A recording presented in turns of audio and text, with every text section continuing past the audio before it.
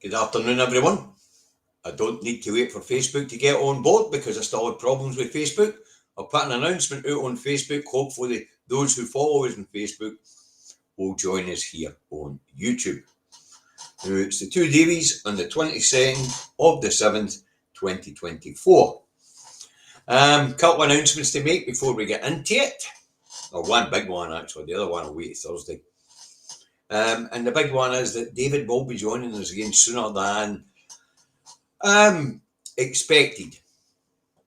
In fact, as soon as possible. And this is because his speech therapy team at the Stroke Rehabilitation Centre that he's in think it would be good for him. And when you think about the logic, they're probably correct. But as David says at the moment, his brain's tired. So in order to build up to getting him back and to get him active again and using Mary's vocabulary and getting his brain working properly, we're going to start out with David coming into the green room and him and I just chatting in the afternoons the way we used to. And then we'll build up to him being strong enough to be able to handle a full programme. Now, his speech therapy team will be involved.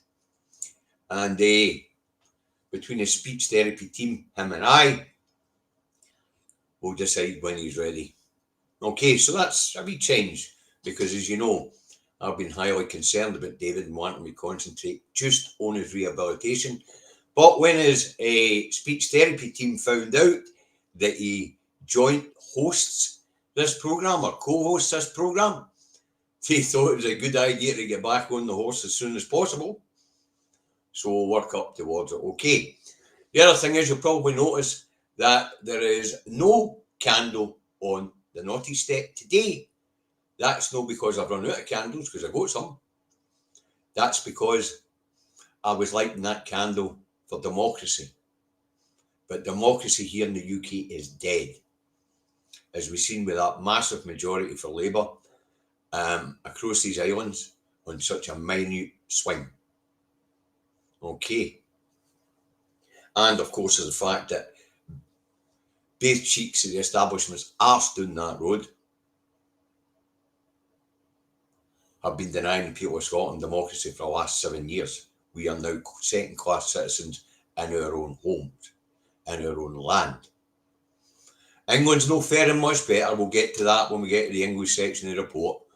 But to start with, we'll get on with the Scotland section of today's report. And it covers the issues that have happened over the last few days, okay, since the last time I did a broadcast. So, just me today, as expected, folks. So this will be done in the style of Indie Truck Davy.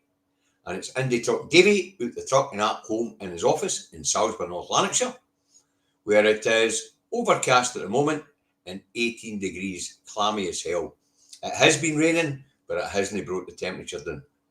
Sticky, that's the correct term for it. Okay, let's get into this. All right, first up, postal votes may have skewed the votes in various marginal seats, apparently. It may have made a difference in Dundee, Aberdeen, Dumfries and Galloway, according to analysis by the BBC. The return rate for postal votes fell from 86.6% to 82.9%.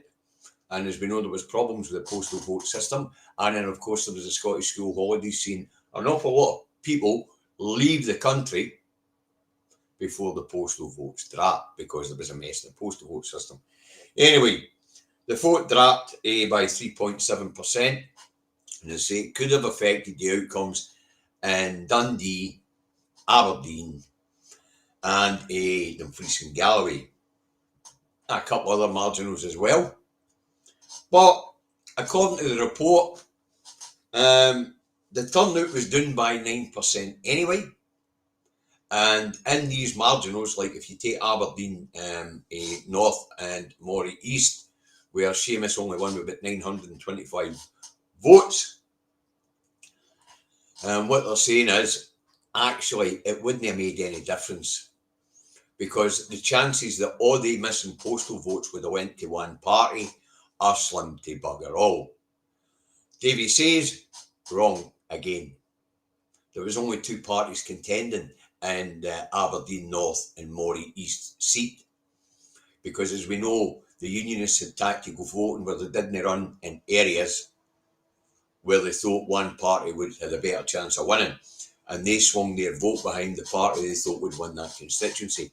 So here in the Central Belt, as we know, Conservatives and Lib Dems threw their weight behind the Labour Party, and the Borders and in the North East, they all threw their weight behind the Conservatives, and in the Orkneys and Shetlands and in Edinburgh and in Fife, they all threw their weight behind the Lib Dems.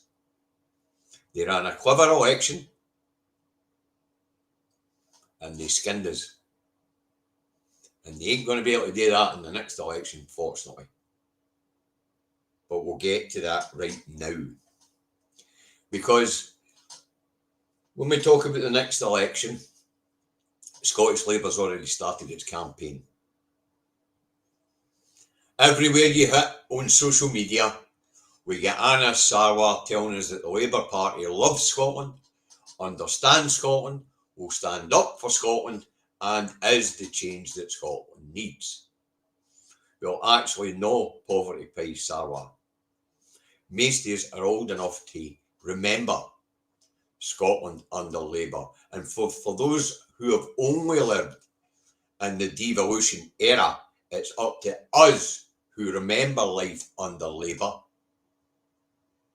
to make sure that those who have only lived through the devolution period know what life was like under Labour. Okay. So, Labour don't understand Scotland. Labour are not interested in Scotland. There's only two things in Scotland that Labour are interested in, and that is our natural resources and our human resources. Natural resources speak for itself.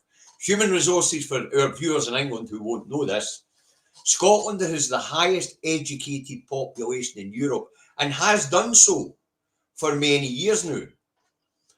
Now, I know you guys down there are being told that our education system's in tatters, but if you want to go and check the league tables, Scotland has more graduates per capita than any other country in Europe. Any other country. Even comparable countries who have free university education. Scotland has more university graduates per capita than anywhere else. So, not just have we got all the natural resources, we also have all the brains. Because they daft bastards down that road charge students £9 a pop to go to university. Whereas here, it's free.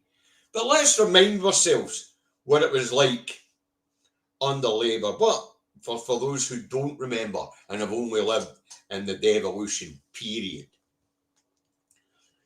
Scotland was poverty-riven under Labour from 1955 to 2007, and the first minority SNP government in the devolved parliament.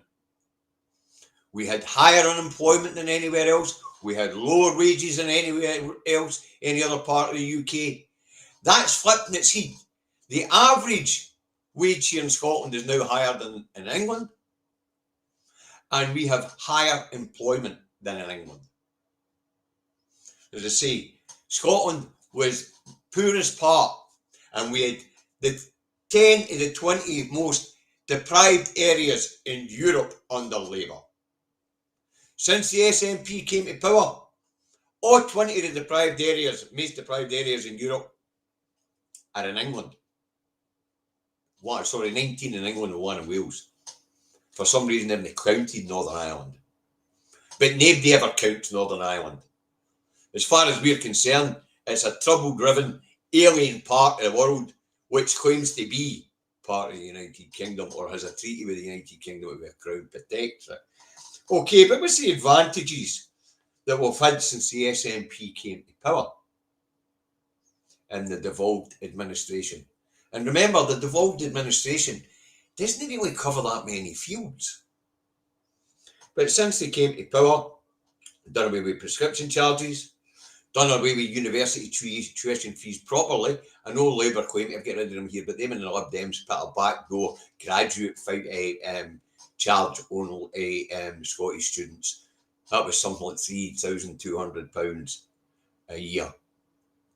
So they didn't scrap it, they just tagged it on to the end for after when the student qualified. The SNP properly scrapped it. They also get rid of road tolls and bridge tolls, saving people along routes that had toll bridges hundreds and hundreds of pounds a year, believe it or not, as the community bank for it to work. We don't have, recently we've got rid of peak rail fares, so it doesn't matter what time, day or night you go on the train here in Scotland, the ticket price is the same. All right, we have free eye tests. We didn't have that under Labour. We have no dental for the under 20, no dental fees for the under 25. We didn't have that under Labour. With free travel for kids. Didn't have that under Labour. Labour could have done all these things. Remember, Westminster has all the power and all the money. Still has all the power and all the money. And some idiot won't tell me blame Westminster for everything. It would appear that that idiot doesn't understand that there's only 4 devolved competencies along that road in Holyrood. I've named them many times. We've got health, education, infrastructure, and environment. That's it. That's all. Everything else is reserved. As to complaining about the amount of money we get back for Labour, for Westminster. They take 100%, we get 60%. They then make up a lot of pish, like charging us for running the whole of the UK Army. That sort of thing in the JERS figures. The sort of nonsense you get in the 183 or 183 estimates is in the JERS. Anyway, what else? Council tax. Under Labour, the rise was between 2 and 6% a year. SNP step in, take power, council tax evolved the area. Frozen it for 11 of the last 12 years, folks. Saving Scots thousands. Thousands.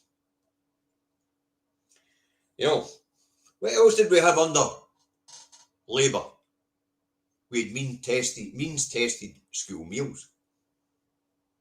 And no free school meals and no breakfast clubs for primary school kids up to primary 5, being rolled out to primary 7, and then being rolled out to all secondary school students. We had 1960s road and rail infrastructure.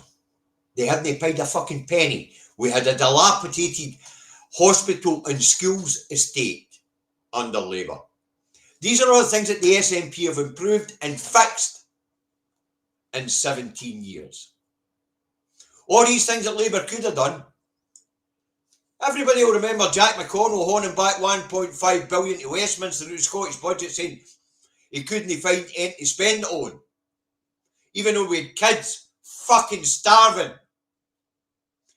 Housing stock that was dilapidated. Schools estates which was dilapidated. Hospital estate which was dilapidated. The Labour Party were honing money back to Westminster.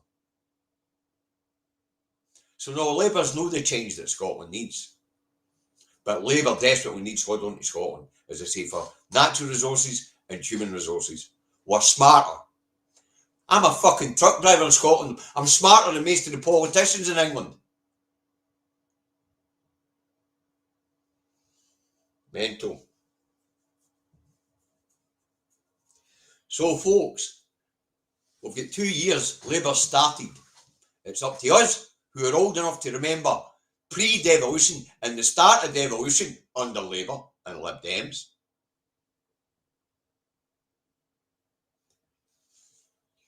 We've got 2 years to make people aware of that and make them aware that all these things will disappear. The ambition of unionist parties is to do away with the identity of Scotland and do away with any difference between Scotland and England. That includes scrapping all these things that we've achieved in the last 17 years, plus more. Because they will realign our tax system with the English tax system. And remember, it's that more progressive tax system here in Scotland, which pays for all these benefits, which we've had since the SNP came to government. So the fact that we've got 6 tax brands spreading the burden more evenly among the people, meaning that Davy pays an extra £4 odds a week in tax. Fuck, £4? It's a cup of coffee. I give him more to raise children out of poverty.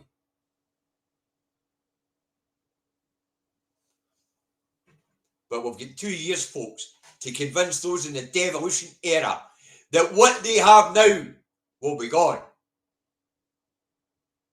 If they allow the unionist parties to take over that parliament along that road. Simple as that. So it's the job of us who are old enough to remember pre-devolution times, and we're old enough to remember the first 2 administrations in the Holyrood Parliament, to ensure that the people who are going to vote in this 2026 election know what it is they stand to lose. Thanks, Liz. Oh, and Alistair, thank you too. Thanks very much. Okay, so we've got 2 years, folks. Labour are already on the march. They're also causing disruption in public services, but we'll get there in a minute. Right, let's move on. Douglas Ross, Ross falls on his sword due to his own folly. Mr. Ross had promised not to run as an MP to concentrate on keeping Scotland in the Union and Holyrood. But as we know, he actually went back on that. He went back on his word not to run for Westminster and removed a popular candidate from the seat that he was running in. And he subsequently lost the election, which the Tories would have won in Aberdeenshire North and Moray East if it had been the original candidate. So there's been a hell of a stoosh in the Tory party, and Ross has been ousted. Now, so far, there's only one contender for the job, and he's an absolute rat, but they are Tories, so they're all rats. So the rat with their hat in the ring is Ross Finlay, ex-journalist stroke propagandist. But I'm sure more rats will throw their hat into the ring at some point in the next few days. Don't know why anybody would want that poison chalice. But hey ho. But hey, we'll see where it goes. Right, okay. Bin stroke refuge collectors strike looms imminent. Now, it would appear that the latest offer from COSLA has been rejected by Unison and is expected to be rejected by the Unite and GMB across. Sorry, Unison and GMB have already knocked it back. Unite's expected to knock it back. They haven't got the vote for their members in yet. But anyway, there's a new offer out today. But the offer that the improved offer they refused was a 3.2% pay rise from April 2024 to April 2025, a 1-year offer. And it was improved to 3.2% across the full year. The previous deal offered them 2% for the first 6 months of the year and an additional 0.2% for the second 6 months of the year. So now they're being offered an extra 1% over 12 months. Now, as I have said repeatedly, and I will say it again, do they deserve a decent pay rise? Yep. Everybody's budget squeezed. Everybody.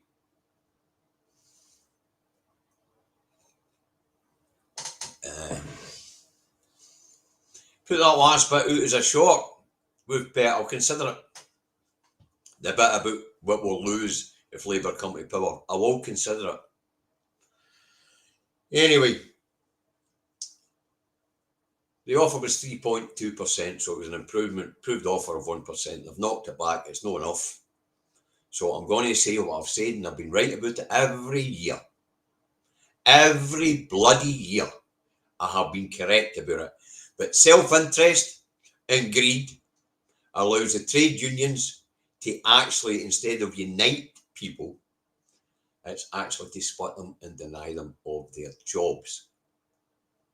You know, because when a sensible offer, which is above inflation, 1% above inflation, no bad, is put on the table, they have two choices. The trade unions can tell their members, listen, that's a good deal because of the constraints and ever decreasing budgets. Or they can tell them it's not enough, go back to COSLA, demand more. They lose money through the strike action, and when they get more, the service gets cut, their colleagues lose their jobs, and the people get a worse service. So if you're in the public sector, and you've been offered 1% more than inflation, that's a fair deal. Because of budgetary constraints. And the budgetary constraints will get worse, folks. We have a declining economy, and there's nothing can stop it. Nothing, except for rejoining the single market or the EU. And that ain't happening under this Labour government. They've made it clear. Absolutely clear. They can tinker around the edge all they want. This economy is in decline, and there is nothing and no market for it to grow into. None. So budgets will get tighter again.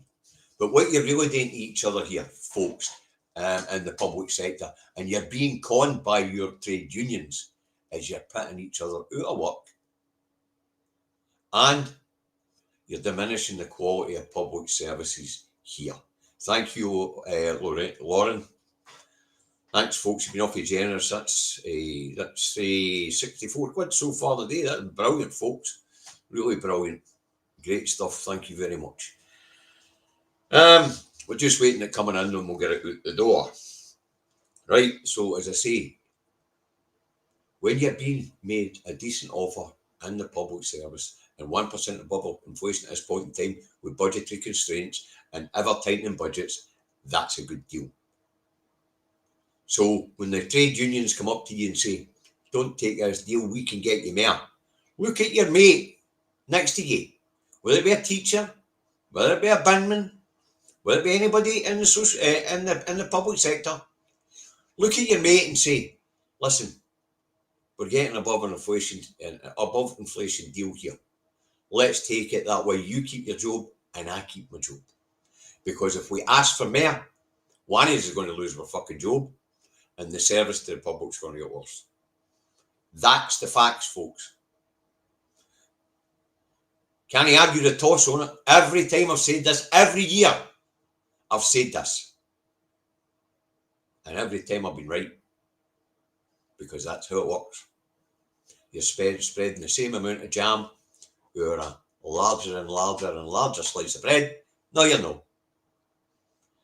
The slice of bread is getting smaller and smaller and smaller because the jam can only cover so much. All right. Let's move on. Interesting development, folks.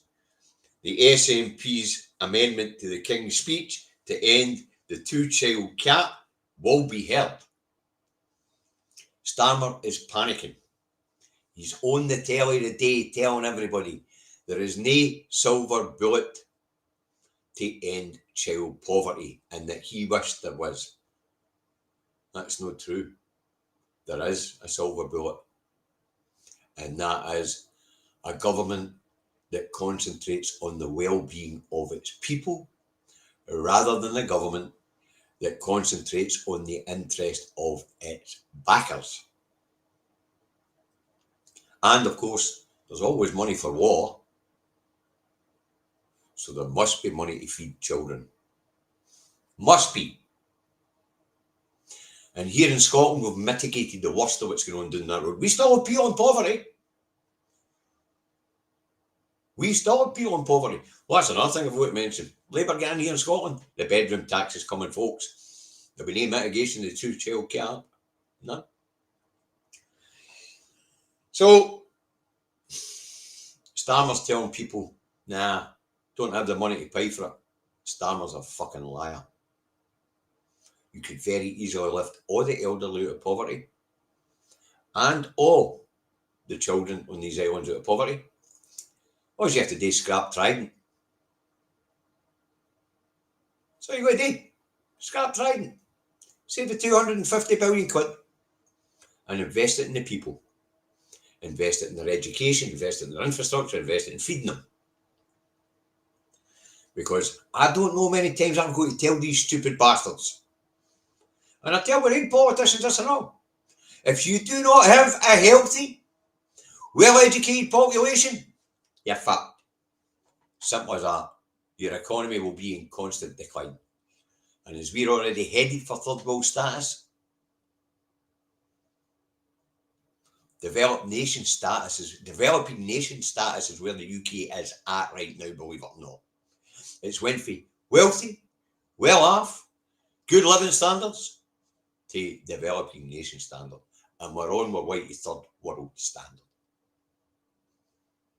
Simple as that. Starmer's doing his dinger. Putting all these new laws out. We'll get to that in a minute. Lorraine, we'll get to that in a minute. Okay. England sinks into authoritarianism. Unbelievable. 5 climate activists jailed for a Zoom meeting for planning a peaceful protest. Okay. 4 people got 4 years. And Just Stop Oil joint founder Roger Hallam got 5 years. Now, as we know, the police don't normally police Zoom meetings. So how did these 5 people get arrested? Well, there was a 6th person on the Zoom meeting. That person had infiltrated Just Stop Oil. That person was a reporter for the Murdoch Press. And as we know, Murdoch Press has been demonising climate activists left, right and centre. Anyway, one of his reporters had infiltrated the organisation and made the authorities aware that these people were planning a peaceful protest. They were then arrested and charged with conspiring to commit public nuisance.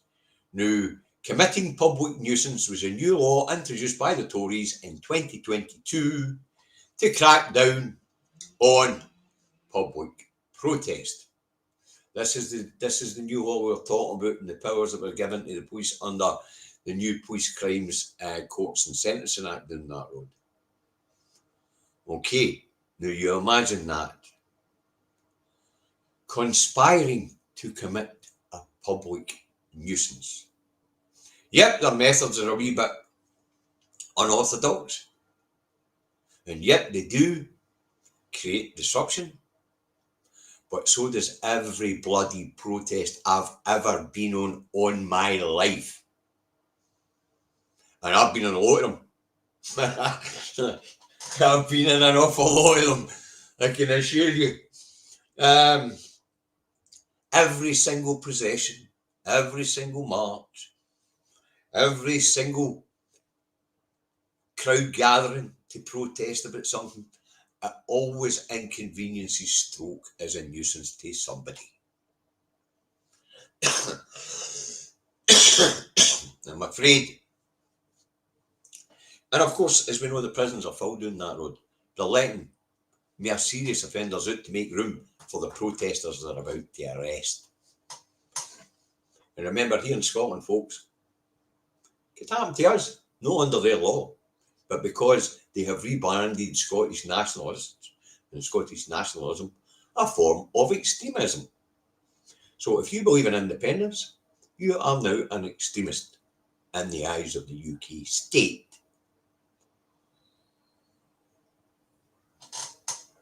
So,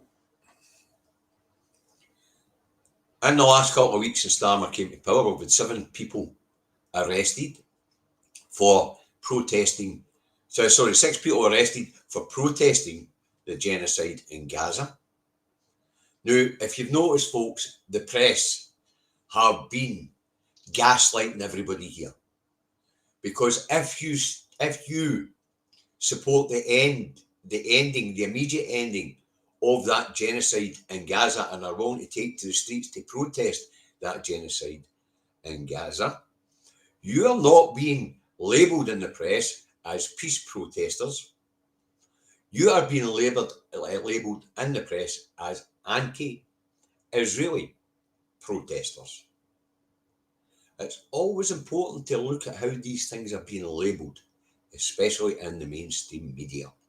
So if you're against genocide, in this case it's in Gaza, then you are not in support of peace. Apparently you are against the people who are committing the genocide. When we know, as sensible people, that actually it's not the Israelis who are doing this, it is their government. Okay, now anyway, the judge sentenced these people, said that they had went from being activists to fanatics. There you go. And that they went beyond normal public protest, and that they were planning disruptive protest. I'm sorry, folks. I mean, let's talk about things that weren't there protest that were disruptive. You know, they're always talking about stopping people getting to hospitals, stopping people getting to work, stopping people doing this, stopping people doing that. What about the fucking coronation? I brought the whole of London to a fucking standstill. What about the pride marches? Are they going to be branded as public nuisance? Because let's face it, they're marching down public roads, they're inconveniencing somebody. They're being a nuisance to the drivers that want to use the public roads. This is fucking a dark day for England, this. And that was echoed by the UN Rapporteur for Human Rights, who said it was a dark day for democracy on these islands.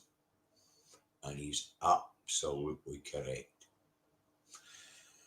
But we will see a lot more of this, because that law was written to prevent protest and to scare people, and these people were jailed to scare people from protesting, because England's going to go on fire shortly, especially when Starmer doesn't deliver the change they're looking for. And I guess that was echoed in Leeds last week, where there was riots when social services showed up to take somebody's kids, and the local community were not having it. So there was a riot. Now, when we up here don't want the authorities doing something, we generally surround an example being the asylum seekers they were trying to deport, who had been here that long, they'd been integrated into the community, so the community came out and stopped the immigration officers for taking them. That's happened a couple of times here. But we've managed to do it without setting our own fucking house on fire. We get the Drumchapel girls called the Glasgow girls. And then, of course, we stopped them taking people out of Pollock and out of Govan Hill. But peaceful protest. But when the people of England don't get what they think they were voting for, I predict a riot. And that's why these laws were brought in.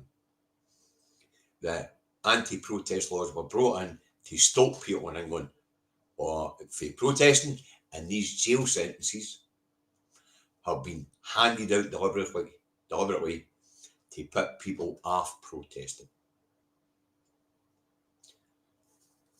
But as I say, I predict a riot because Labour ain't going to be able to deliver on these changes that they have promised the people of England. And that vote coming up this week on the 2-child cap, that's going to be interesting, especially here in Scotland, as we watch that new swathe of 38 Labour MPs troop through the lobby to say no to scrapping it. Will Starmer whip his MPs? Fucking right he will. He's an authoritarian twat. And the people who elected him should be fucking frightened of him because his authoritarianism was there to see. He denied local democracy for the constituency Labour parties all over England by parachuting in his own people and sweeping aside the local selected candidates. He rules the Labour Party with an iron fist. Even when we had good discipline in the SNP here, we didn't do that.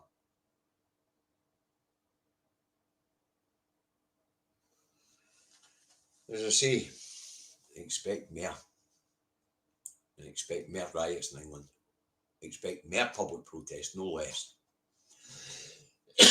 And I have to say, I've been very proud of the people of England so far, getting out and protesting at these people being jailed for the audacity for having a Zoom meeting to plan a public protest, a peaceful public protest. Yep, it would have been disruptive. But they're all fucking disruptive. Every independence march is disruptive. Every Pride march is disruptive. Every Labour Day march is disruptive. Unbelievable. But expect more of that under Starmer. Expect a lot more of it under Starmer. Especially as he knows he cannot deliver the change. The one thing he could have done that might have delivered change was support the idea of either rejoin the single market or support the idea of rejoining the EU. He has done neither. And see, with the UK economy in decline, you ain't going to have the funds. So, right, let's have a look. What was interesting about these people that were arrested were the Israel thing. One of them was the guy who asked Jonathan Ashworth about his stance on the genocide in Gaza. That guy's been lifted. Apparently he's an extremist, they're calling him, for the audacity. And Labour are trying to get this new guy, Ashak, what's his name?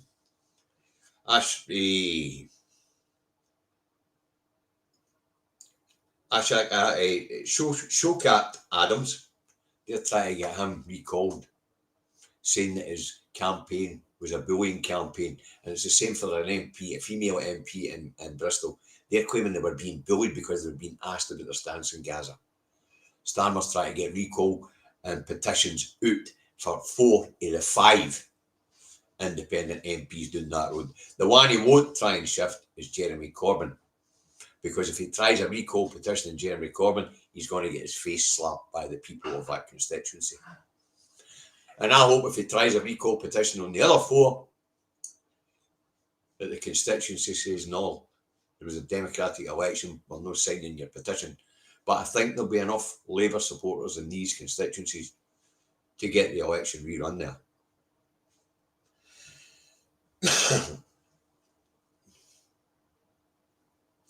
Right. Also doing that road, news for the Tory party.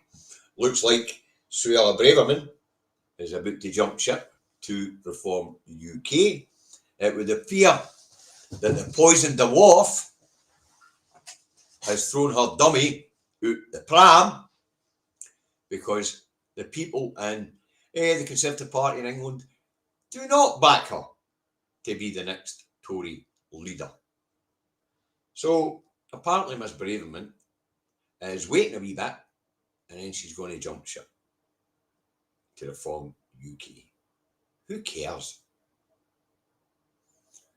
The one great thing about this election, even though it was the other cheek of the establishment's arse that got into power, is that we don't have to listen to this toxic dwarf anymore. Sorry, I take that back. Toxic person. Can't be insulting. Apart from that, I don't really know her height.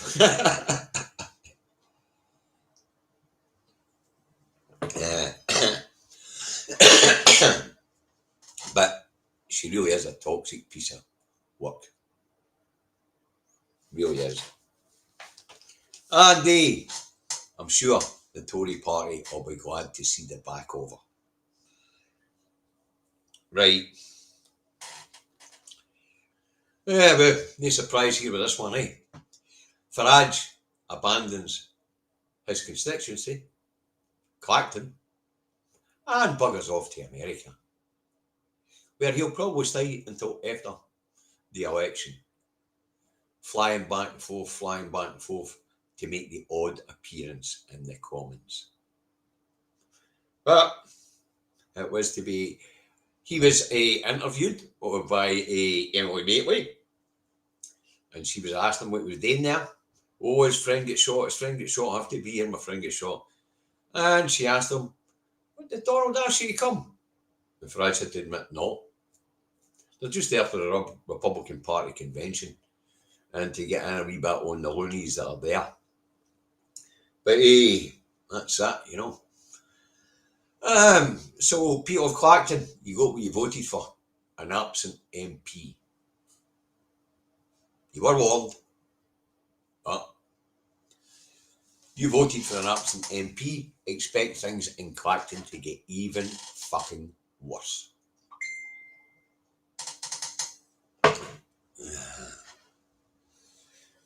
Anyway, let's switch out to America for a minute. Apart from people taking pot shots at Trump, shows that they trust their politicians as much as we trust ours. Not at all. Anyway, it would appear that doddery old Genocide Joe has stood down to a plethora of praise.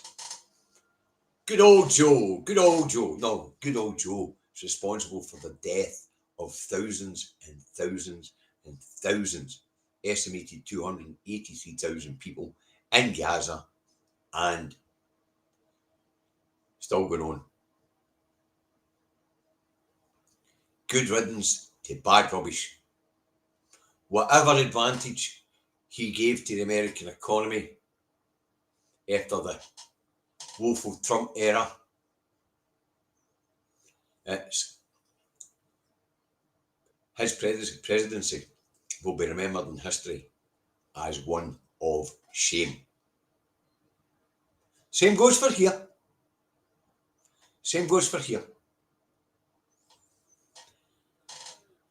The UK government, the one that's just went out and the one that's just come in, history will not be kind to them either when it comes to this particular issue.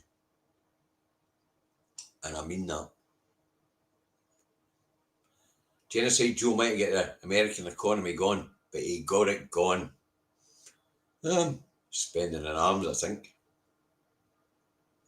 What he definitely did was allow Israel carte blanche to do what they want in the West Bank. Well, not so much the West Bank, but in the Gaza Strip. Because he failed to put his foot down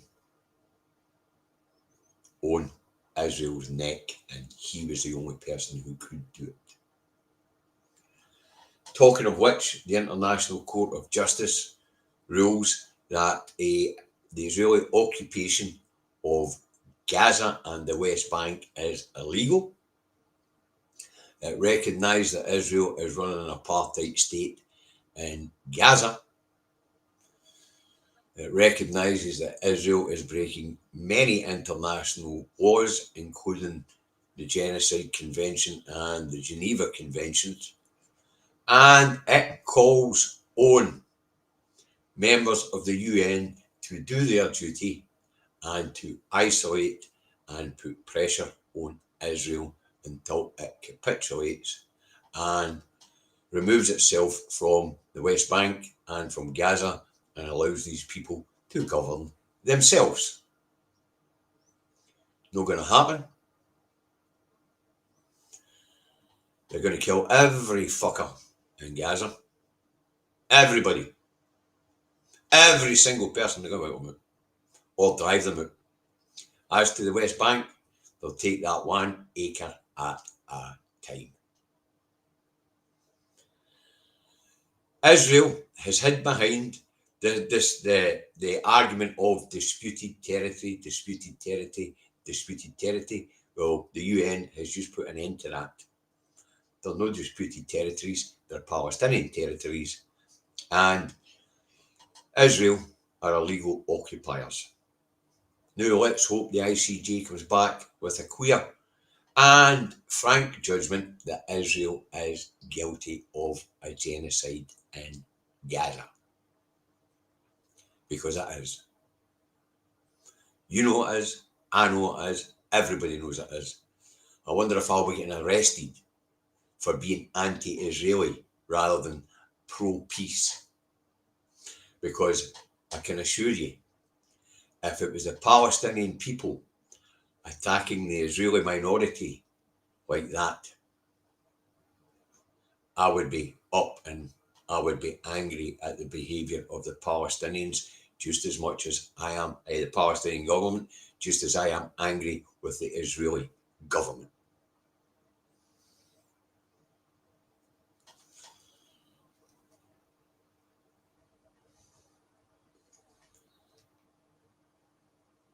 And which ruling would that be, Nathan? Has somebody made an application to the UN on behalf of Scotland for something I don't know about? Yeah, well. Can I cover everything? I'll have a look into it.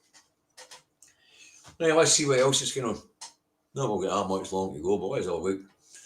Right, anyway. Israeli strike Houthis in Yemen after drone hits Tel Aviv. Israeli PM blocks hospital for sick Gazan children in Israel. Hamas committed war crimes on 7th October, says Human Rights Watch. But no, of course it bloody well did. But that's what happens when you oppress a people. They rise up against you. And the Starmer has overturned the Tories and has started funding the UN in Gaza again. And one of the ways that people were getting food in Gaza has just been cut off as the US military take away the floating pier. And it's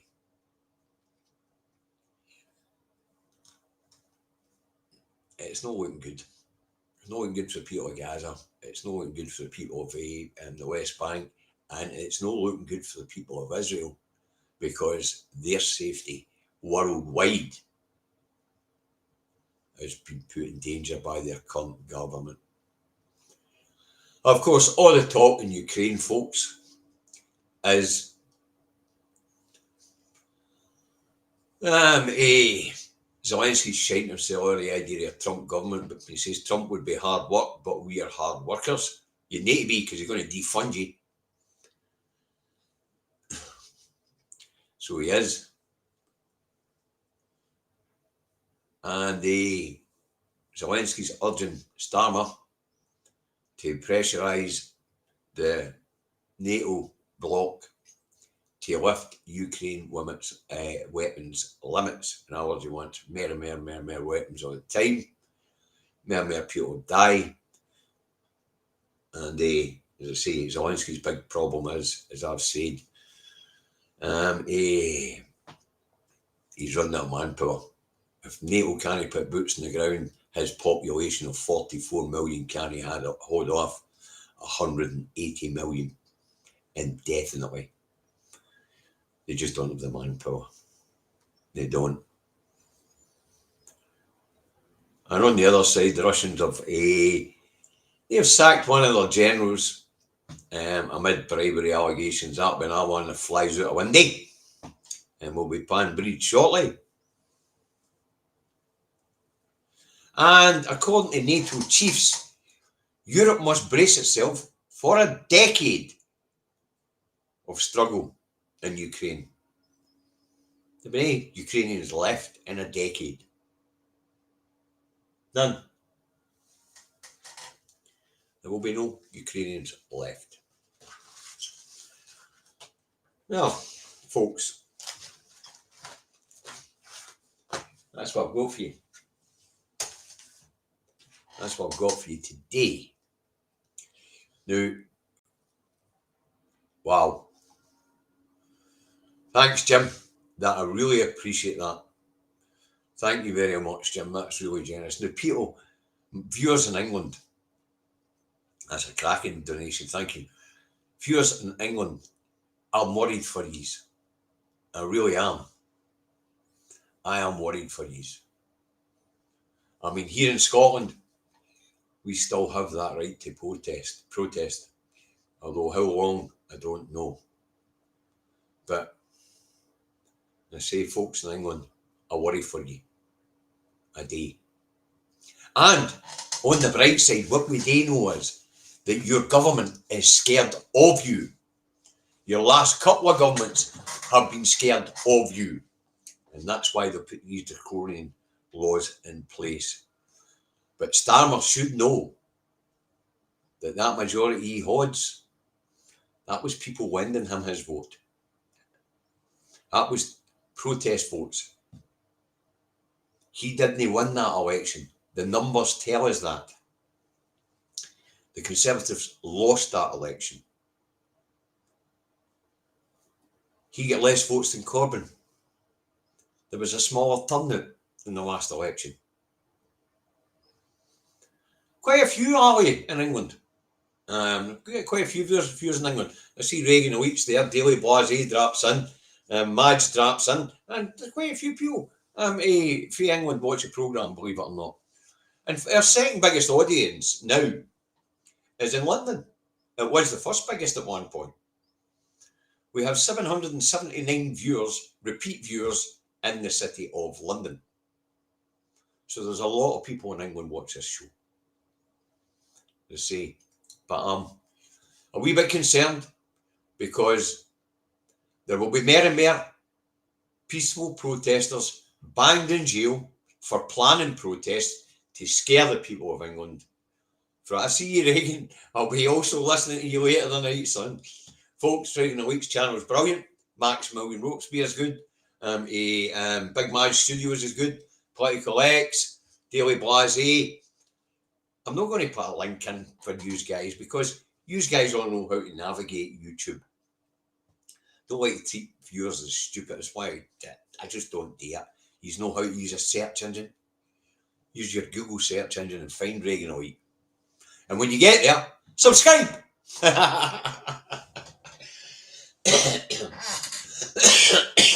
So say, but the one thing that's sure is that Starmer knows, and your last two governments in England, they have been frightened of yous, and they have been putting draconian laws in place to clamp down on yous people down that road.